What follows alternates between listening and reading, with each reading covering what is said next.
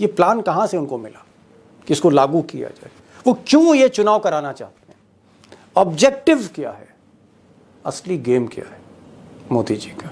इस पर तो मैं आज बड़ा खुलासा करूंगा, लेकिन मैं आपसे चंद सेकंड चाहता हूं। मैं एक ऐसी रिपोर्ट रखना चाहता हूं जो मोदी जी के सपने की पोल खोलती है। और ये रिपोर्ट मोदी जी ने ही तैयार कराई थी, और ये रिपोर्ट मोदी जी के ही टेबल पर रखी गई थी। एक बार ये रिपोर्ट देख लेते हैं, फिर खुलासे की तरफ बढ़ते हैं।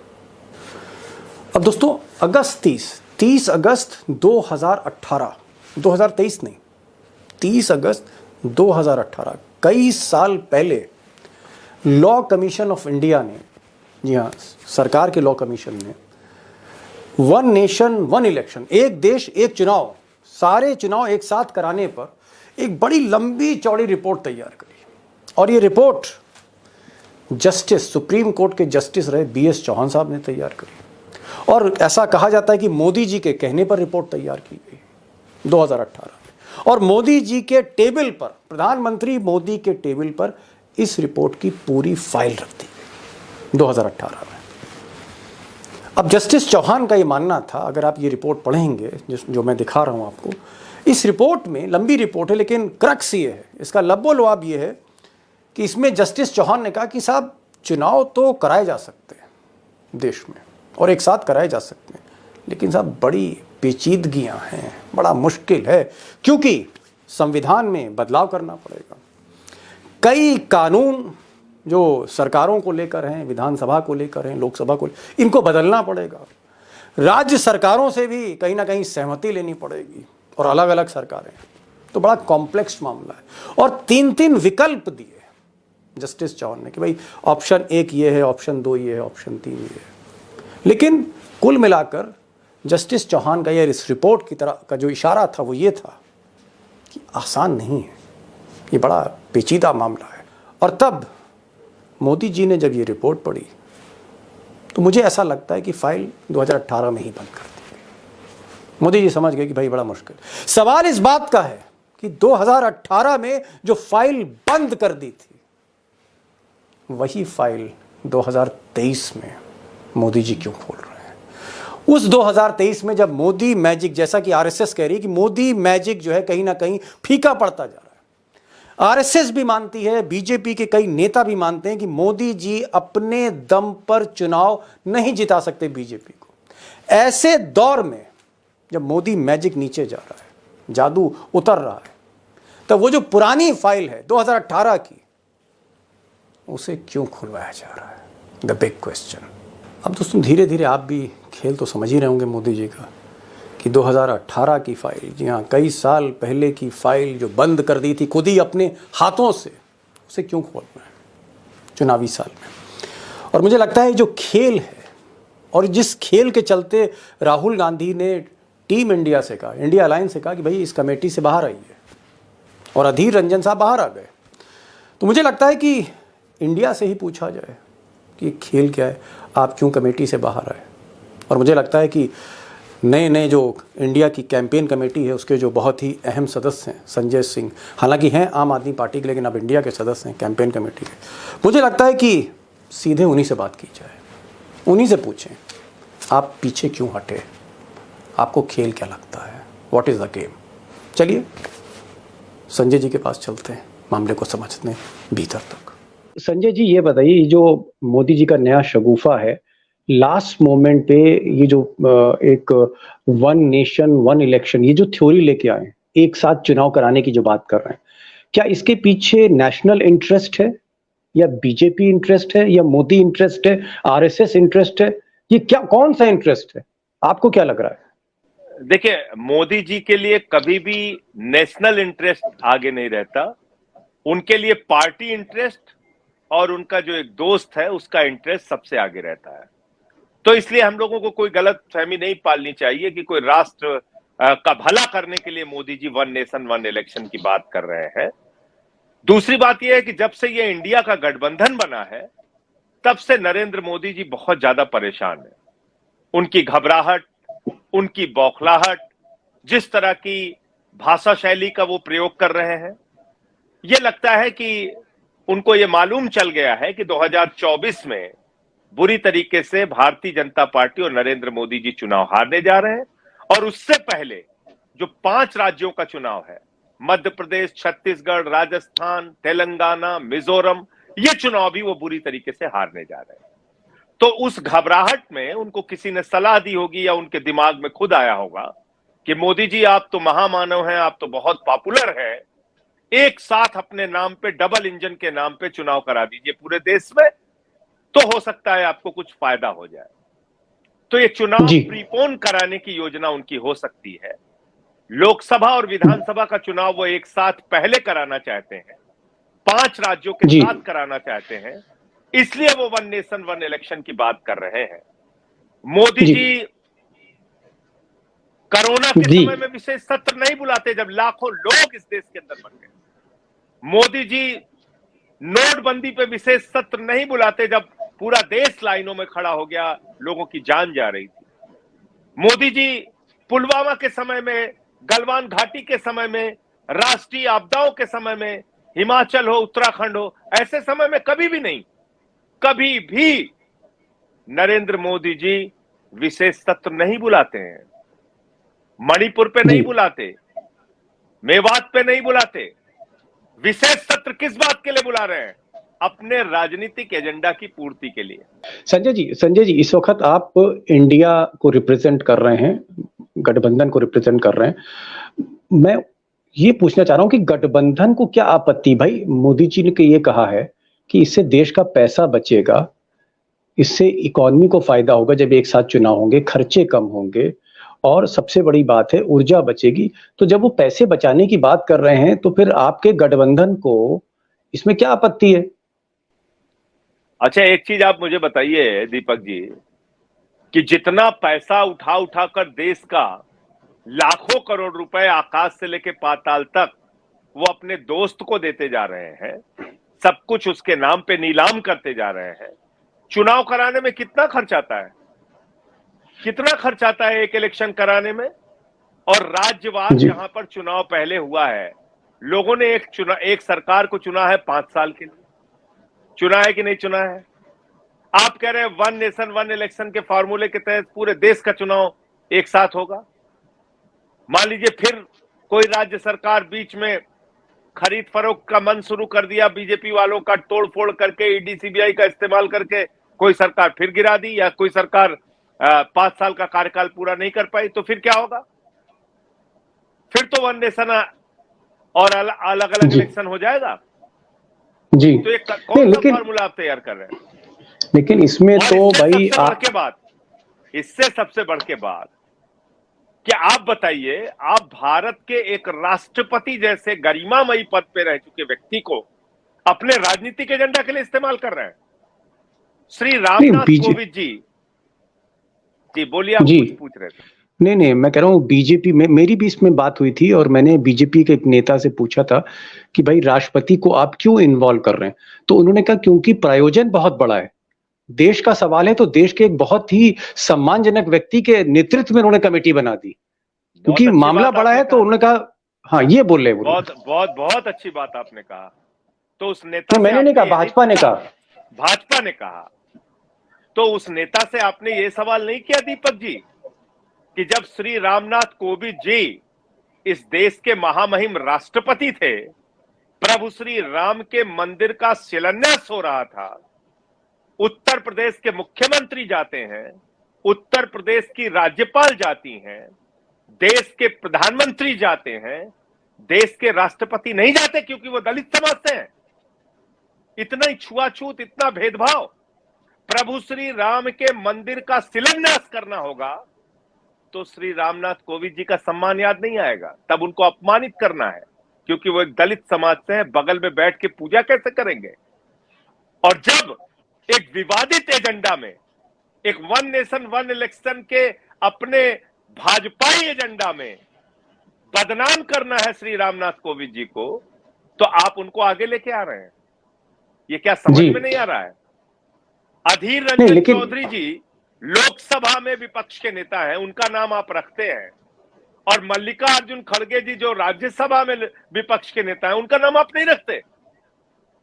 ये कमेटी बना रहे हैं आप। जिस अरे भाई कमेटी में संजय जी, एक व्यक्ति ऐसा है, सुन लीजिए सर, एक व्यक्ति ऐसा है जिसका नाम पनामा पेपर्स में है, एक व्यक्ति ऐसा है जिसके ऊपर पूर्व लोकसभा के अध्यक्ष सोमनाथ चटर्जी जी ने कहा था कि वो नकल करके किताबें लिखता है। ऐसे लोगों को साथ में लेकर आप वन नेशन वन इलेक्शन का फॉर्मूला तैयार कर रहे हैं। तो मैं सिर्फ ये कहना चाहता हूं कि ये मोदी जी की घबराहट है। पांचों राज्यों में बुरी तरीके से भारतीय जनता पार्टी और नरेंद्र मोदी जी हारने जा रहे हैं। उनको लगता है इलेक्शन को प्रीपोन करने से हमको फायदा होगा, इसलिए ये सारी ड्रामेबाजी चल रही है। नहीं लेकिन संजय जी, यहाँ पर मैं एक चीज कहना चाहूंगा कि अधीर रंजन जो आपके गठबंधन के सीनियर लीडर हैं, जो इंडिया अलायंस है उसके सीनियर लीडर, मोदी जी ने और अमित शाह ने बकायदा उनका कमेटी में नाम डाला, आपके अपोजिशन को जगह दी। उनका ये कहना है कि सब हमने तो अपोजिशन को आमंत्रित करा, अधीर रंजन तो मैदान छोड़ के भाग गए। अपोजिशन के कितने लोग हैं उस कमेटी में, नाम बताइए ना आप मुझे। नहीं, गुलाम नबी आजाद भी बता रहे हैं कि गुलाम नबी आजाद है। गुलाम नबी आजाद जी राज्यसभा के विपक्ष के नेता पहले थे। आज की तारीख में विपक्ष का नेता कौन है?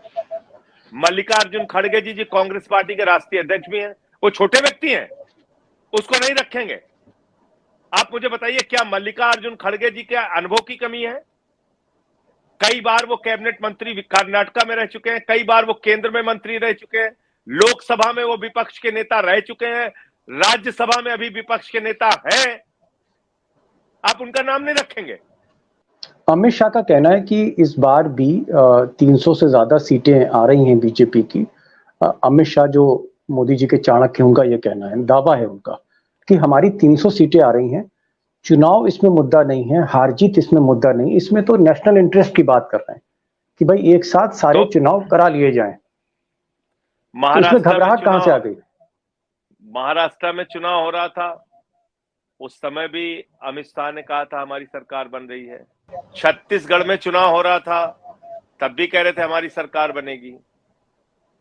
जब दिल्ली में चुनाव हो रहा था, तब भी कह रहे थे हमारी सरकार बनेगी। बंगाल में चुनाव हो रहा था, तब भी कह रहे थे हमारी सरकार बनेगी। तो अमित शाह तो उड़ीसा में चुनाव हो रहा था तो कह रहे थे हमारा मिशन 120 है। तो अमित शाह तो हमेशा दावा करते हैं कि उनकी सरकार बनेगी। उनके दावे का क्या है जी?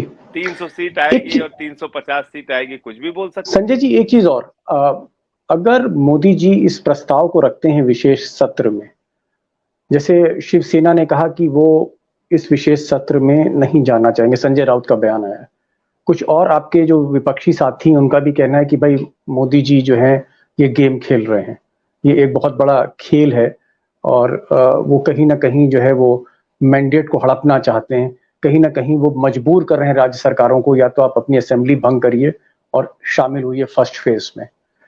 आपको क्या लगता है कि अगर आप लोग पीछे हटेंगे तो फिर मैसेज देश में क्या जाएगा? मोदी जी कहेंगे देखिए ये तो मैदान छोड़ के जा रहे हैं विशेष सत्र, डर गई इंडिया। नहीं, अगर आपके अंदर भय नहीं हो इंडिया गठबंधन का तो आप चुनाव समय पे कराएंगे ना, पहले क्यों कराएंगे आप बताइए, आप अपना कार्यकाल क्यों नहीं पूरा करना चाहते? आप समय पे चुनाव कराइए, विधानसभा का चुनाव विधानसभा के समय में कराइए, लोकसभा का चुनाव लोकसभा के समय में कराइए। इसमें घबराहट तो मोदी जी में दिख रही ना जी। 3 राज्यों के साथ मोदी जी अपना चुनाव क्यों कराना चाहते हैं? आप बताइए ना मुझे, एक कारण बताइए आप। क्योंकि वो मध्य प्रदेश, छत्तीसगढ़, राजस्थान हार रहे हैं, वो तेलंगाना और मिजोरम हार रहे हैं, इसलिए वो चुनाव प्रीपोन करना चाहते हैं। इसलिए वो वन नेशन वन इलेक्शन की बात कर रहे हैं कि उनके नाम पे उनका जो चमत्कारिक चेहरा है तथाकथित, उसके नाम पे उनको वोट मिल जाएगा जी। तो अब वो दुनिया बदल गई। अब मोदी जी की असलियत पूरा देश जान चुका है।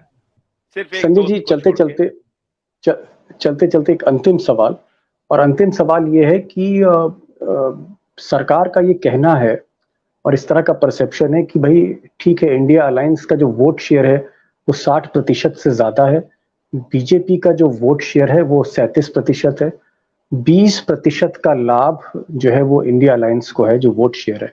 यानी जो गणित है, जो अरिथमेटिक है, वो इंडिया अलायंस के साथ है, लेकिन केमिस्ट्री नहीं है। और केमिस्ट्री का मतलब ये है कि बहुत से ईगो क्लैशेस हैं, केजरीवाल साहब के कांग्रेस से, ममता बनर्जी के लेफ्ट से, इसके उससे। तो उनका ये कहना है अभी सीटों के बंटवारे पे झगड़ा हो सकता है, अभी और भी बहुत से मुद्दों पे झगड़ा हो सकता है। तो ये अलायंस कारगर होने से पहले बिखर भी सकती है। अंतिम सवाल। देखिए ऐसा है कि अपने मन से कुछ भी भारतीय जनता पार्टी सोचती रहे। भाई कहते तो लोग ये भी हैं कि मोदी योगी में नहीं पड़ती, मोदी गडकरी में नहीं पड़ती, क्लैशेस तो उनके यहां भी है। अब उस क्लैशेस को अपनी तानाशाही से उन्होंने दबा रखा है, वो बात अलग है। आपको याद होगा उत्तर प्रदेश के विधानसभा चुनाव के पहले यूपी के ट्विटर हैंडल से मोदी की फोटो हटा दी गई थी, जल जीवन मिशन से मोदी की फोटो हटा दी गई थी, गंगा के नाम पे जो योजना थी वहां से मोदी जी की फोटो हटा दी गई थी। तो क्लैशेस तो हैं, दबा के उन्होंने भी। देखिए ऐसा है कि मत भिन्नता कहां रहेगी? जहां लोकतंत्र है वहां पे अलग अलग मत रखने का अधिकार होगा ना। जहां तानाशाही है वहां पे कहां लोग अपना मत रख पाएंगे? तो इसके ये बात कह के बीजेपी कहीं ना कहीं, ये बीजेपी की ये स्वीकारोक्ति है कि बीजेपी में तानाशाही है, वहां कोई अलग मत नहीं रख सकता।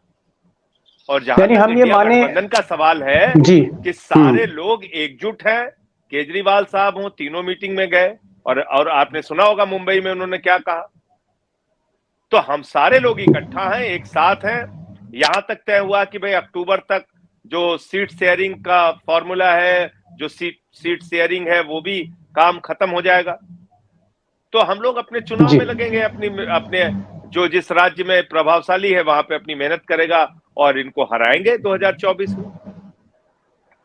संजय जी चलते चलते एक सवाल और 15 सितंबर को झूठ की बुनियाद पे लंबे समय तक कब तक ऐसे राज करते रहेंगे? भाई क्या दिया आपने इस देश को? आपने 15 अगस्त 2022 तक पक्का मकान देने को कहा था, दिया आपने? काला धन लाकर 15 लाख हर खाते में देने को कहा था, दिया आपने? किसानों की फसल का दाम दोगुना करने को कहा था, दिया आपने? जी संजय जी एक सवाल चलते चलते लास्ट संजय मिश्रा ईडी के जो चीफ हैं 15 सितंबर तक सुप्रीम कोर्ट के आदेश पर वो ईडी के डायरेक्टर बने रहेंगे। तो 15 दिन हैं तकरीबन संजय मिश्रा के पास। खबर ये आ रही कि कई बड़े नेताओं को वो जेल भेज देंगे संजय मिश्रा। 15 दिन हैं, संजय मिश्रा का ऑपरेशन जेल शुरू होने जा रहा है।